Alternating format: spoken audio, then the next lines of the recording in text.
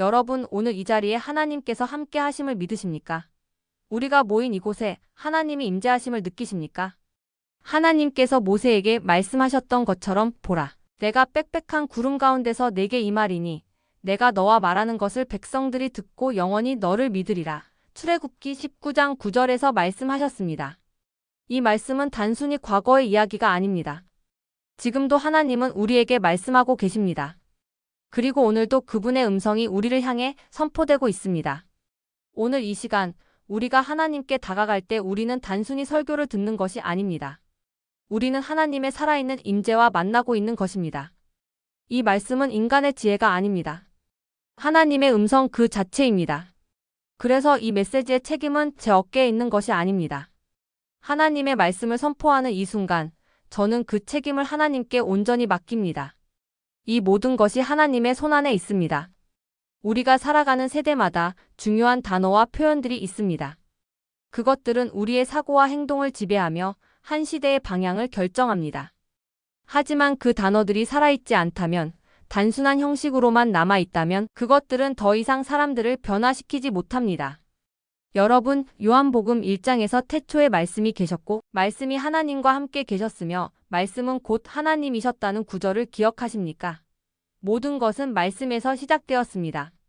그 말씀은 살아있는 하나님의 아이디어였고 모든 창조의 근원이었습니다.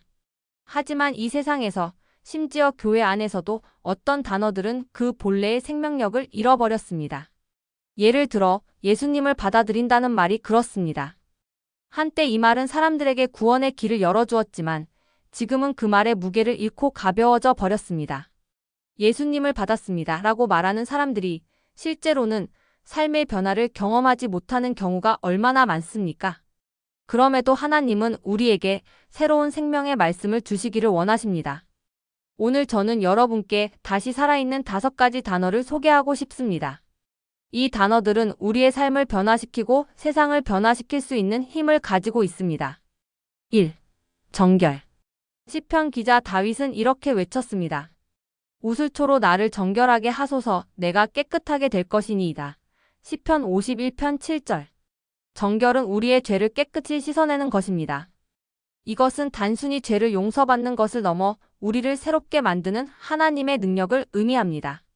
오늘 우리가 하나님 앞에서 이렇게 묻는다면 어떨까요?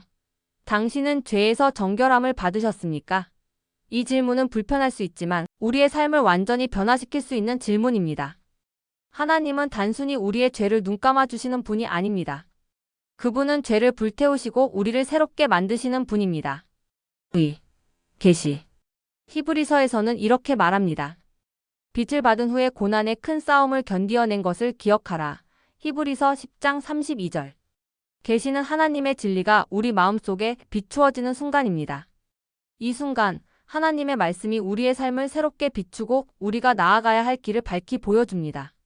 이사야가 보았던 환상을 떠올려 보십시오. 그는 높이 들린 보좌에 앉으신 주님을 보았고 그의 삶은 완전히 변화되었습니다. 우리도 하나님의 빛으로 채워지는 것을 기대해야 하지 않겠습니까? 3. 버림. 예수님은 말씀하셨습니다. 누구든지 나를 따라오려거든 자기를 부인하고 자기 십자가를 지고 나를 따를 것이니라. 마태복음 16장 24절. 버림은 단순히 나쁜 습관을 버리는 것이 아니라 우리의 모든 것을 주님께 드리는 것입니다. 우리의 자존심, 욕망, 세상의 유혹, 이 모든 것을 내려놓을 때 우리는 비로소 하나님 안에서 참된 자유를 경험할 수 있습니다. 여러분은 여러분의 옛 삶을 내려놓으셨습니까? 4. 희생. 로마서 12장 1절에서 바울은 이렇게 권면합니다. 너희 몸을 하나님이 기뻐하시는 거룩한 산 제물로 드리라. 희생은 나 자신을 온전히 하나님께 드리는 것입니다. 안전한 길을 찾으려는 우리의 본능을 내려놓고 하나님께 모든 것을 맡기는 것입니다. 기독교 신앙은 편안함을 찾는 길이 아닙니다. 그것은 모든 것을 드리고 하나님께서 우리를 통해 역사하시도록 허락하는 것입니다. 5.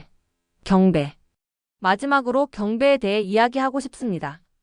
요한계시록 4장에서 하늘의 장로들이 하나님의 보좌 앞에 엎드려 우리 주 하나님이여 영광과 존귀와 권능을 받으시는 것이 합당하오니라고 외치는 장면을 떠올려 보십시오.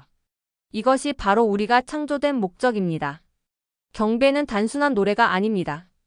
그것은 우리의 전 존재를 하나님께 드리는 것입니다.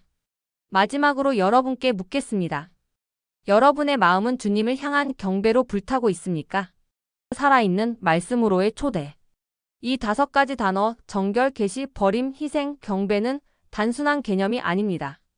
그것은 우리를 향한 하나님의 초대입니다.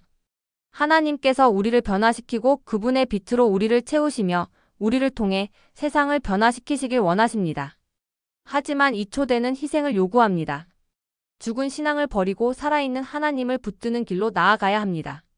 여러분은 이 부르심에 응답할 준비가 되셨습니까? 여러분은 안전함과 편안함을 내려놓고 하나님의 임재 속으로 들어갈 준비가 되셨습니까? 그렇다면 지금 일어나십시오. 하나님의 구름 아래로 나아가십시오. 그분의 말씀에 귀를 기울이십시오. 그리고 살아계신 하나님께서 여러분의 삶을 완전히 새롭게 하시도록 허락하십시오. 하나님을 만나면 모든 것이 변합니다. 오늘 밤 하나님께서 우리를 부르십니다. 응답하시겠습니까? 아멘.